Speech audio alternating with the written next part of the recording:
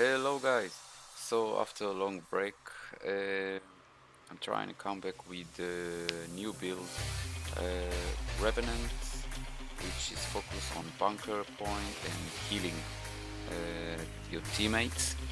After testing the last season, I was focused on testing build because I didn't like the season at all. I managed to play it in the till the gold tier. Almost reached platinum, but then I started to lose because I needed more good group composition, rotation, and mainly communication if you are playing a healer revenant. So let's check this build and I tell you why I think this is the best build to use. I see many variation in testing for the healer bunker rev. I think this is the best. So first you see me using the dwarf and the centaur. The centaur got a little buffed, less energy management, and when you are switching your legendary, it's proc immediately. You don't have to press it, so a little bit less micromanaging. But still, the centaur will need you more micromanaging between number 6 and number 8. It has a good control on the point with energy explosion, but because it's very visible, people will just dodge it, but in a team fight some will lose it. And it also proc 5 fragments for a team and for you to take and heal yourself. Remember, they have 5 seconds cooldown to take it. Remove 3 condition, but it costs energy, still very high, so you won't be able to spam it to cleanse you or your team. Alacrity, which is, it's a nice mainly for the cooldown, for some skill and facet of nature, but try not to spam it when you don't need it. I use the dwarf. Why the dwarf? Shooting stone, best healing skill, which higher healing. Remove 3 condition, and if you have 3 condition it gives you about 8 seconds retaliation, which is very nice. Beginning of the fight I will use inspiring reinforcement to give the swiftness combined with facet of nature and the blast finisher. Also if your team blast it, of course you get more swiftness. When I'm getting to the point I will use the stability if my team needs to put on the point. If we getting with my team with the comms targeting someone, I will give right of the great wolf to give 50% damage reduction for 5 seconds, and the taunt if I have energy to control the enemy. Goods for versus against raising and stomping, but I will save them. I will not spam them, I will save them only when my team has the upper hand. So why I choose this? Mainly with Vengeful Hammer. You will see why. Let's talk about I'm using the sword, the shield, the staff. Frailty, you can take the Seal of Blood if you like, and or how it's called when you swap in weapon, renewal for more healing. Depends what you like. I'm just testing the amount of vulnerability and the duration mainly. And water. These two will give you this 554, this is 576. If it's proc you have a nice 30% critical chance. If you use this you have 50%, so don't remember to use it before you fight or where you need it, for mainly regen and protection.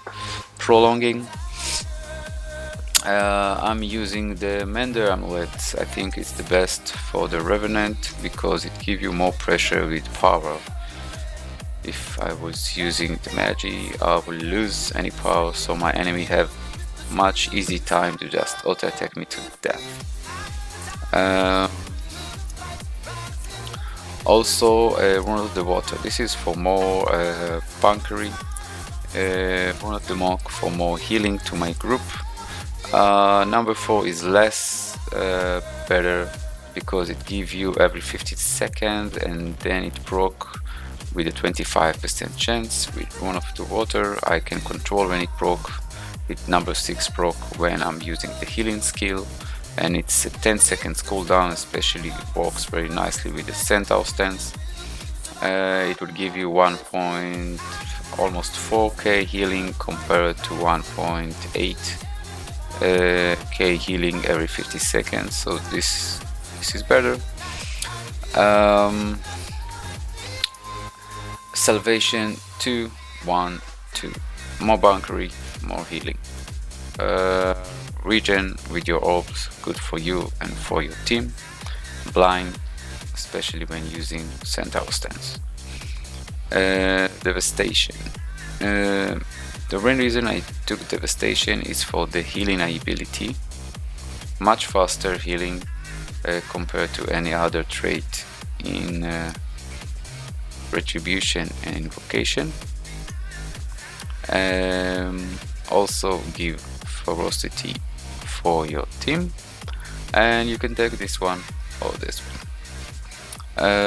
With the Hellbat, more bunkery, more focus on your support.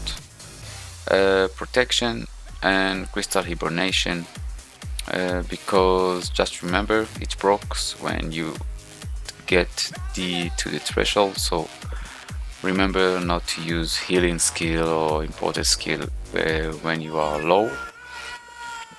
So the idea here is to get as much as possible healing per second. With this composition of this build, you will have about between 1.1 to 1. Almost 4k healing per second just with auto attacks with the staff. So remember it. Let me show you how it works. It's very nice in versus melee classes in 1 versus 1, and also some scenario in 1 versus 2. Of course, it won't live forever in 1 versus 2. You will need your group support.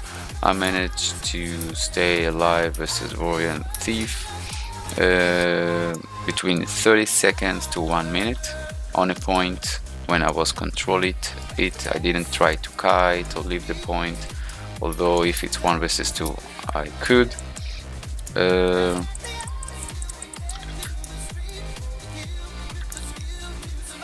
Come on. Thank you.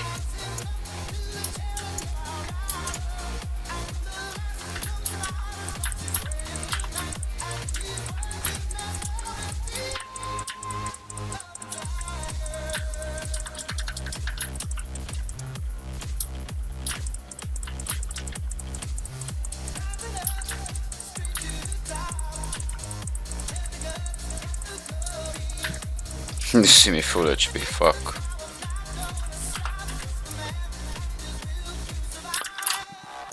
So this is why it's very good against melee classes. Versus range, you have to be in melee.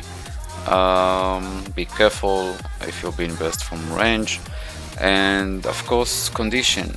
This is the cons of this build. Condition, bombing. Still with the mesmer, it's doable in 1 versus 1 because you can attack all these clones and get the Vengeful Hammer proc. Remember, when the Vengeful Hammer proc and the Fu has vulnerability, also the Life Siphoning Healing will proc as well. As you see, is here. So it gives you double the healing. Also, Assassin Alienation will proc, which is very good. This is why I was moving to attack him from behind or from the side. So this is the main reason why this build is better compare if you're using Retribution or Invocation.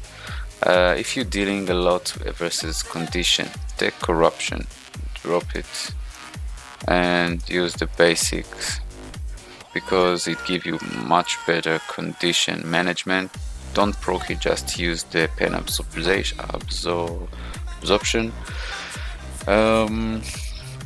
this is it, guys. Hope you like this concept, hope you test it, and have fun. See you later.